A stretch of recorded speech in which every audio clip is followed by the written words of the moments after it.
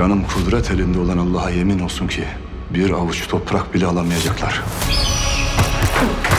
Roman Diyojen'in ordusunu Bahlat'ınlarıyla Malazgirt'te karşılayacağız. Alparslan'dan bizden aldıklarından çok daha fazlasını alacağım. Benimle beraber savaşıp bütün varını Allah'a adayanlar Anadolu Türk'ün olacak.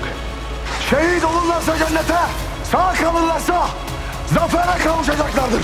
Göklerin ve yerin orduları Allah'ındır. Zafer ancak inananlarındır.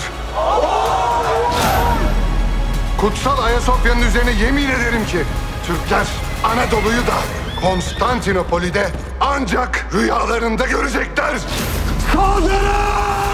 Herkes kaderinde yazılanı yaşar. Görünen o ki Alparslan'ın kaderi Anadolu'nun kaderiyle bir yazılmış. Allahu Ekber! Cümle cihan bilsin ki Malazgirt Roma'ya mezar olacak. Sultanlar Sultanı Ebu'l-Feth Sultan Alparslan'a selam olsun. Alparslan Büyük Selçuklu final bölümleriyle yakında TRT 1'de.